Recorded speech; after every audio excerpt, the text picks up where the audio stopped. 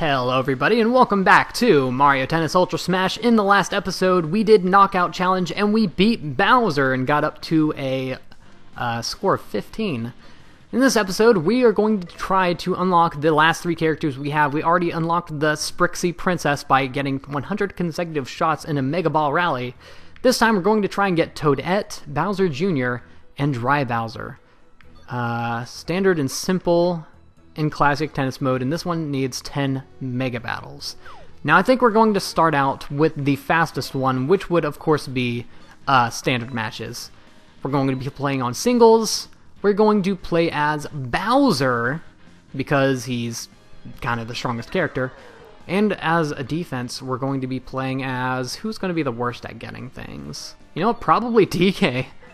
Power characters are really good in the hands of someone good, and really bad in the hands of someone bad. So, we're going to set him as Novice so he doesn't do anything to us.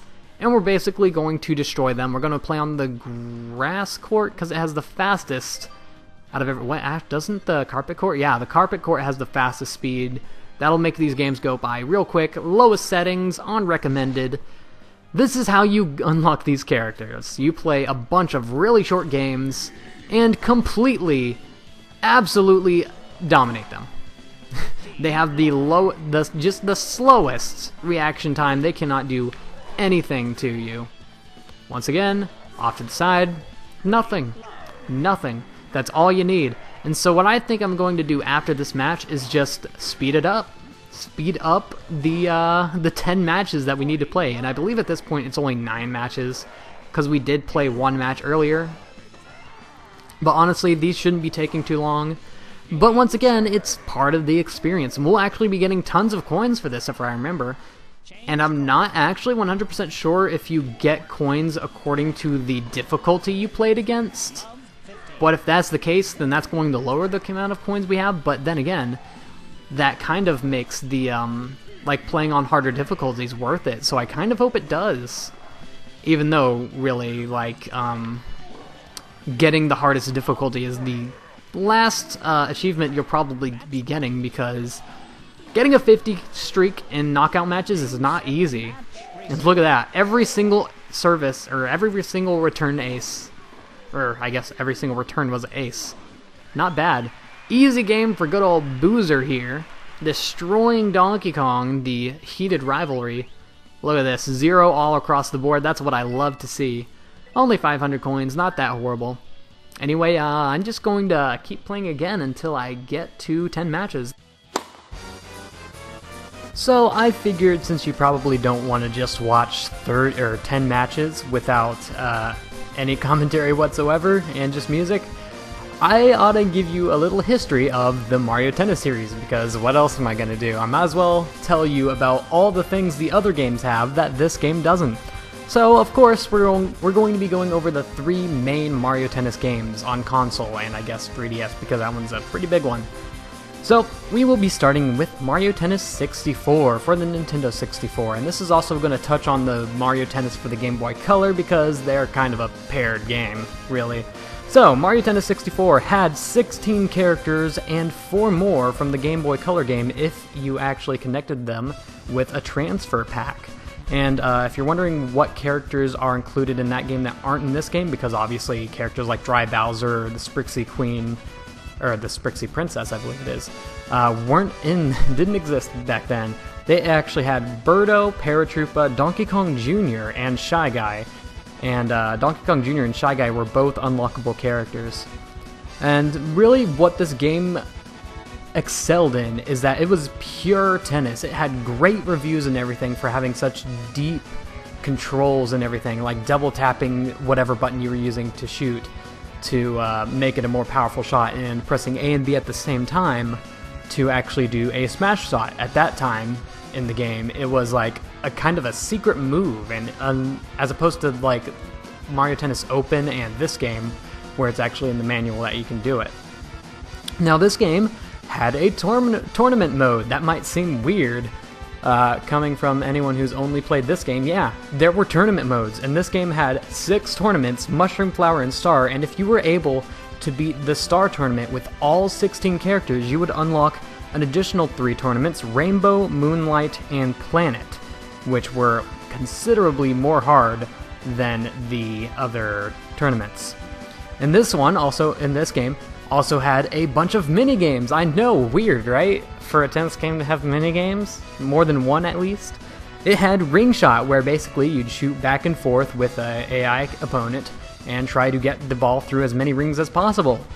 And it was fun. There was also a Bowser stage, which was really cool. It's like normal tennis, except there's items that you can hit whenever, like, the items would show up over the net, and it was like based on Mario Kart. So you had red shell, green shell, lightning bolt, and all those, and a star, and you could use it to affect the opponents on the field, and it was really cool. Also, the stage would tilt, and according to where the players were standing, and it would move the players in whatever direction the stage was tilting. It was really cool. And the last minigame was Piranha Challenge, which I guess is kind of comparable to the ball challenge in this game, where you basically just have to return 50 balls that piranha plants spit at you, and if you do all of them, you actually unlock a court. So, we can go on to special modes now. I know, special modes, right? That's crazy. More than one mode. I guess 2 modes in this game. I know I'm harping on Ultra Smash so hard right now, but I'm just saying, Mario Tennis 64 is a really good game. Anyway, special modes. There was Short Game, which is basically you could play just a game of Tiebreaker with anyone, a real short game. I guess that's pretty similar to Knockout Challenge in this game, considering that's also only a tiebreaker. There were ring tournaments, and this is the cool part, because, okay, Nintendo would post ring tournaments like codes on their website, and you could put that into the game, and that'd give you a specialized ring shot game, where it's on a certain court with certain characters, and you could turn in your high scores to Nintendo, and they would post all the high scores on the Mario Tennis website. It was really cool, and you can still find the codes online today, and it'll still work on the game. It's just, you know, you can't turn it in because it's like a 20-year-old game, so yeah, that was really cool. And then there's demo mode, where basically you could watch some computer players play some Mario Tennis and kind of observe how they did it. And now for the courts, the final thing we're going to be touching on. There are 5 standard courts that you start with. They're all pretty basic. Then there's 13 unlockable courts. That's right, 13, which you unlocked in various methods. However, 6 of them required a connection with the Game Boy Color version of the game, where if you beat a certain mini game on the Game Boy Color, then you could transfer it onto the Nintendo 64 game, and it automatically unlocked the court for you. These were mainly like character courts, like a Bowser court, and which is different from the Bowser stage mini game. You can unlock like a Bowser court, a Waluigi court, and a couple of others. And also some of the Yoshi stages were like you could look in the background and you're actually on an island, like Yoshi's Island. It was very nice attention to detail, unlike this game where it's all in the stadium. Anyway, it would seem that my time to talk is up, so let's get back to the game.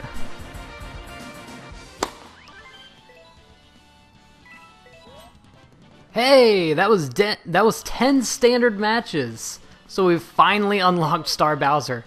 So that was about 22 minutes real time, but I didn't realize Quick Match automatically made it a random difficulty level. So I accidentally ended up playing a Pro Daisy somewhere through there, and turns out if you purposely lose, you still get the point. You still get, like, the match. You don't have to win, it just says play. So now we're going to move on to Mega Battle, which this should unlock Toadette. So yeah, that'll be pretty cool. Anyway, let's get started. Alright everyone, in this speed up section we're going to be talking about Mario Power Tennis, which came out on the GameCube. Many people consider this to be the ultimate Mario Tennis game, mainly because it's on a console, it's the newest game that actually has content. So it was pretty cool, and it's still kind of a popular game to this day as far as Mario Tennis games go. Anyway, I'll just be harping on like the parts that are new about the game, not everything that was also in the Nintendo 64 version. Anyway, as far as characters go, we have 18 characters, 4 of them are unlockable, so basically 2 extra characters than the Nintendo 64 version had. not counting the Game Boy Color people. Anyway, they got rid of Donkey Kong Jr., Baby Mario, and Birdo, and the new characters are Diddy Kong, Bowser Jr., Fly Guy, Wiggler, and Petey Piranha. Now, the big thing about this game was that it had power shots. Basically, when you were playing in a match, you had a little power meter that would increase slowly as the match went on, and you could while you were charging up your shots, it would also charge up the power meter. When this was full, you could either use an offensive power shot or a defensive power shot. An offensive power shot was really cool. It varied from character to character, such as like Mario would get out a giant hammer and hit a fireball that blows the enemy back like all the way to the end of the court if they tried to hit it. Or like what else was there? Bowser. No, I don't know Bowser's. Donkey Kong would get in a barrel and shoot himself at the tennis ball, and it would go flying in the other way. It was really cool. And then you have your defensive power shots, which kind of the same with every character. No matter where the ball was on the court, you could hit it. So say if it flew past you, you could just use your defensive power shot and hit it back. The way most of the matches that I played went, as far as multiplayer went, is we would both just hold on to our power shots, and if one person just used their offensive power shot, the other person would just use their defensive power shot to counter it. And that's kind of how it always went. Anyway, this game, if you didn't know, has an amazing cinematic at the beginning. If you haven't seen it, I would look it up on YouTube and watch it. It's really cool. As with all the Camelot Mario Tennis games, it revolves around Wario and Waluigi getting into some shenanigans, but it's pretty interesting. I would watch it if I were you. Anyway, as far as tournaments go, they were all pretty much the same as the Nintendo 64 version, except in this game you can only get star characters by playing on singles, not doubles. And that's because in this game they introduced the mechanic of playing multiplayer in these tournaments. And so if you were playing doubles in a tournament, you didn't want to have two characters get started at the same time. So I guess that was kind of the explanation there. Anyway, there's 2 extra tournaments in this mode, and these were also unlocked along with the star, or I guess the planetary cups. These were called the gimmick tournaments. And basically you played them on gimmick courts, and that was the only difference, really, and you played against star characters. I will go into the gimmick courts a little bit later, but right now, the gimmick courts were called Fire and Thunder. There were only 2 of them, but it was still really cool. Anyway, on to the courts. There were 3 standard courts, the regular court, the clay court, and the grass court, and I'm pretty sure those courts are like in every single Mario Tennis game. And there were 7 gimmick courts, and 2 of them you needed to unlock. Now, I'm not going to go over every single gimmick court, but there's 2 of my favorites that I want to go over. First one is the Mario Classic court. This one was completely themed off of the Mario Bros. Classic that was on the NES, the one where you had to like run around in the sewers and kill enemies that came out of the pipes and get a high score with the phases. That was basically on every single Mario Advance game. Yeah, that was my favorite court, by far. Mario Classic enemies would walk around the court and you had to avoid them, and the freezy guy would come out, and if you touched him you would freeze and spot for like 5 seconds or something. And there's a POW block in the middle that would go back and forth, and if you hit it, it'll knock out the enemies on your side of the court. It was really cool! And another one of my favorites is actually the Bowser Castle court. This one actually came back from the Nintendo 64 version. These are both the unlockable courts, by the way. And it didn't have the item boxes, but it did have the tilting where it would move the characters around according to the weight on the court. So those were pretty cool. And now where I think the game really shines is the minigames. There were 8 minigames. I don't know exactly all of these because Mario Power Tennis is like my least favorite tennis, or my least played tennis game. But I do know a few of them. Artist on the Court is the one that really sticks out to me. Basically, you were like hitting against a wall, and and there was a picture on the wall. You had to hit it in certain spots to fill in the color, and once you finished in the color, you were done. It was kind of like a little do it as fast as you can thing. It was really cool. And there were others like Balloon Panic. You had to hit clap traps to stop them from eating balloons. There was Chin Chop Challenge, Gooper Blooper Volley, which is really cool. You would play on a Mario Sunshine court and volley back and forth with the Gooper Blooper, and there were gray areas on the ground that you couldn't hit with the ball, and it would change around every once in a while. There's Mecha Bowser Mayhem, Terror Tennis, Tic Tac Glow, and Coin Collectors. Oh my god, Coin Collectors was fun. This one actually takes place on the Mario Bros. Classic court, and you can only move left and right. This is a 4-player minigame, you would all be lined up straight, and you could only move left and right. You would have to hit a POW block and get all the coins with you're hitting the ball. I don't remember the specifics of it, but I remember it being really fun with friends. So yeah, that's basically Mario Power Tennis. Really fun, lots of gimmicks. If you like gimmicks, it's your game. Anyway, I'm out of time here, so I guess I'll talk to you again in the next speed up section.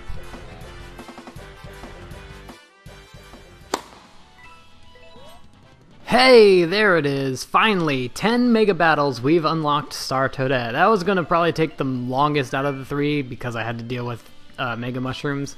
And we also unlocked the Ice course, just in case future me didn't say it. But yeah, now that we have that, we only have one more to go, and that is Dry Bowser. We need to play 10 simple matches in Classic Tennis mode. This one's going to be pretty simple, so literally, it's going to be pretty simple. I didn't even realize the pun until I looked at the game mode. Anyway, wait, that was what we were going to play, right? Whoopsie daisy. Just to check. Okay, it is simple. This is gonna be a good hour-long recording for me, so let's get to it again. Singles. And I guess we'll play as Toadette since she's our new character, and we'll play her as Star. Her entire color palette kind of changes whenever you do that. That's interesting. Anyway, let's get started. Alright, y'all know the drill by now. We're going to be going over Mario Tennis Open for the 3DS. Now, this one is my personal favorite Mario Tennis game out of the bunch. Let's get on to the content. So, this one has 25 characters total. 4 of these were unlockable, and 8 were actually given out after the game released. Not exactly as DLC, but as QR codes. And this was actually really cool. I'll talk about it later on. But the new characters are Luma, Baby Mario, Baby Peach, Dry Bowser, and a Mii character. You know, like, not me, but like Wii Mii's. You know, you get the idea. Anyway, the main big gimmick to this game were chance shots. If you've been watching this Let's Play, you probably know what chance shots are. Basically, you get on them, use the correct type of shot, and it increases the power of the shot exponentially. And, this was the game where that was introduced, basically. So, with the QR codes, there was a thing called the Great Yoshi Hunt. Through QR codes, by the way, the characters that were released, there were 8 of these characters. There was 7 different Yoshi colors, and then Metal Mario, which was a power character, and I really love that character. The only power character I'd ever play on any Mario Tennis game ever. But yeah, the Great Yoshi Hunt. Basically, Nintendo gave all these participating stores, I forget exactly which stores they were, a bunch of QR codes for Yoshis. And these stores would hide these QR codes throughout the store, and the customers, if they wanted to find them, they would find the Yoshi QR codes, and of course these got posted online really quick, and that's how I got the QR codes, because I don't think there were any even in Texas at all. It was only like 3 stores in the entire US, I think, if I'm recalling correctly. But yeah, that was really cool. Probably one of the coolest things Nintendo has ever done for a DLC. But moving on, there were 11 courts in the game. 3 of these were standard courts. I wouldn't call the rest of them gimmick courts per se, but they were like themed courts. One of my favorites would be the Galaxy Court, which is based on Mario Galaxy. And there were 2 versions of this court. This is really the only one I'd call a gimmick court, was the Morph Court, which is also in this game that we actually end up unlocking after I do all these matches. Basically, you can see it right now actually. Whenever you do a power shot on one side of the court, it'll change it. You can see one side's pink and one side's normal. That was really cool. Anyway, note that every single court in this game has a remixed version of a previous game. So the Galaxy Court has music from Mario Galaxy, the Bowser's Court has music from Mario 64 and 3D Land, and it's really freaking cool. Anyway, moving on to the tournaments. They actually kind of switched it up for the tournaments this time. There are 4 starting tournaments, which is Mushroom, Flower Star, and Champions. Then you unlock the 1-Up Mushroom tournament, the Ice Flower Cup, the Shell Cup, and simply the Final Cup. Now, something different with this game than all the others, as if you unlocked a cup, you could play it with any character, regardless of whether they were a star character or not. In previous installments, you could only play through the star tournaments with a star character, and so that was pretty cool. Anyway, moving on to minigames. Minigames actually kind of have a more important role in this game because they get you coins for something that we will talk about later. Anyway, there were 4 minigames. Ring Shot, which is the exact same as the Nintendo 64 version of Ring Shot. There was Super Mario Tennis. This was really cool. Basically, you'd play through classic Super Mario Bros. Stages, except like it was kind of auto-scroll, and you'd have to hit the ball to break blocks and stuff and get as many coins as you can before you get to the end of the level, and that would determine how many coins you get from the minigame. It was really cool. There was Galaxy Rally, which once again is kind of similar to the mode in this game. You have to hit it back and forth between an AI opponent, getting points along the way. However, in this one there was it was on the Galaxy Court, and there were 4 disappearing tiles, and they would disappear depending on if you hit them or not. Kind of like if you remember the panels on Galaxy that would disappear whenever you stomp on them. That's what these panels were, and you just wanted to go for a high score in that. And then there was Ink Showdown, which is actually a callback to the Nintendo 64 version of the Piranha Plant Challenge, I believe it was called. It's exactly the same, except I believe you just go for... I think the ending is 100 returns in this game. So that was pretty cool. Anyway, what you used the coins for were the Mii Shop, and basically you can customize your Mii character to be kind of any kind of character you want. You can make him a tricky character by outfitting him with like Boo stuff. He could be a power character by outfitting him with Bowser stuff, and you would buy all of this with coins. And your Mii character is actually who you used for the online mode, which was also introduced in this game. There were 2 kinds. It was just like friendly matches or ranked matches, and you would have like a VR or like versus points and all that, and that'd be your ranking and everything. It was really cool. This game had a lot to it, and that's why it's one of my favorites. Anyway, I think that's about it for this game, so let's move on.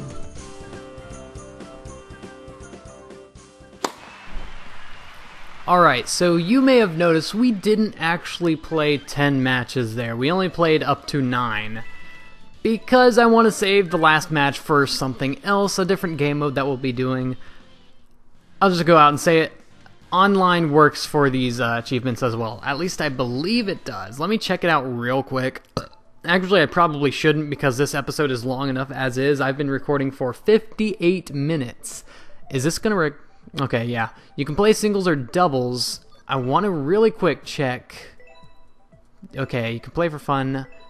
Yes, you can play in simple mode. I believe that counts towards the achievement, so we're going to wait until we do online to get that last achievement. But just want to show off, we got a bunch of things, just in case you weren't paying attention or too focused on the commentary.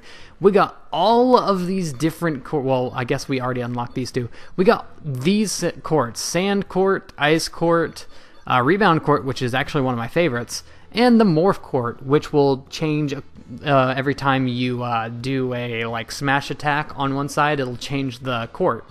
And we also unlocked Toadette and Bowser Jr. We haven't gotten quite to Dry Bowser though, and actually we have almost 30,000 coin, which is almost enough to unlock the most impressive, or I guess the most expensive thing, which is get 50 consecutive knockout challenge wins. However, I do want to do that by actually playing the game, so I'm not going to be buying that. I'm going to spend all of our money for these star characters, which we don't really need to spend it all, actually. How many do we have? We have 11 left to get. So I'm going to wait until we get 33,000 and spend it all in one go so we can get all of those star characters. That's going to be exciting. Anyway, in the next episode, we're going to continue with our knockout challenge. I hope you enjoyed this good old history lesson episode. See you all then, and goodbye.